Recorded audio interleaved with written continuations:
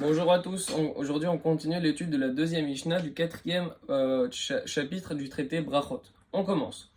Rabbi Nehounia ben Akana, ayamit palel birchnisato levet midrash uvitsiato tfila ktsara.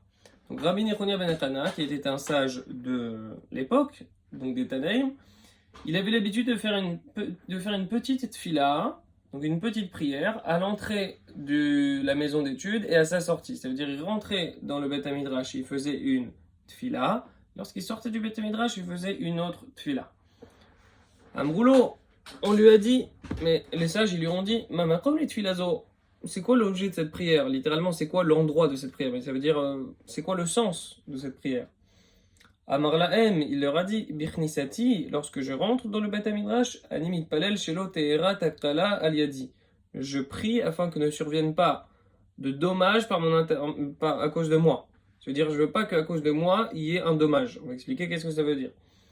Ovitsiati, et lorsque je sors du Beth Midrash, Aninoten Odaya Ahalki, je remercie Dieu pour ma part qui m'a été accordée. On explique tout de suite. Donc, dit le Barthénora sur Mamakom, c'est Klomar Mativa. Donc, c'est quoi la raison de cette fila? Shelo Teera Takala, afin que ne survienne pas comment dire, un dommage par mon intermédiaire.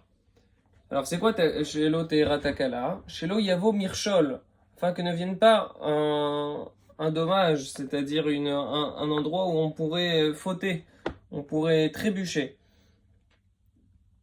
Aliadi, à cause de moi. Kideme Faresh Babraïta. Donc, parce que dans la Gemara, on explique, il y a un texte qui cite cette prière-là. C'était quoi cette prière en entier? On cite Shelo et Kachel Bidvar Alacha, afin que je ne trébuche pas en ce qui concerne l'Alacha, Veismechu Chaverai, et que mes amis se réjouissent de ça, ils se moquent de moi. Arera Shetavo Al Yadish et Grom Laem Sheyaranshu.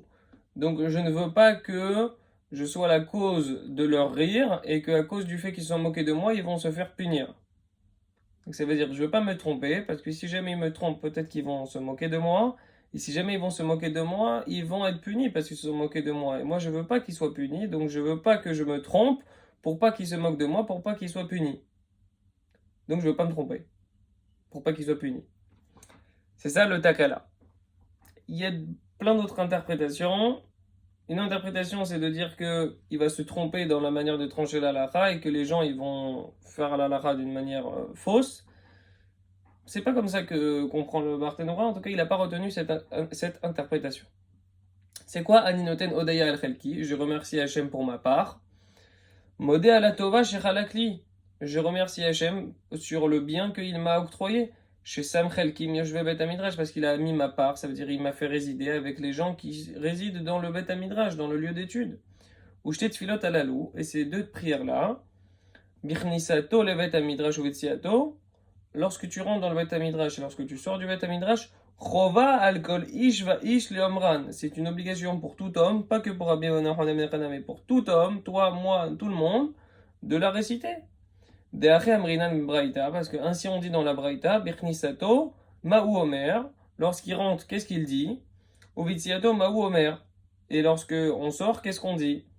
Mashma de chova le mimrin hu, sous-entendu que c'est une obligation pour tout le monde de dire ce texte-là. Et d'ailleurs, beaucoup de rabbins se sont étonnés de comprendre comment ça se fait que de nos jours, c'est une chose qui n'est pas vraiment respectée et que très peu de gens le mettent en pratique.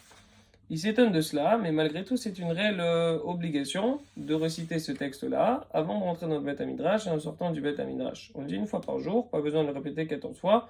Donc on résume ce qu'on a vu. Rabbi Nehounia ben Akana, il a l'habitude de prier une petite prière avant de rentrer dans le Beth Midrash en sortant.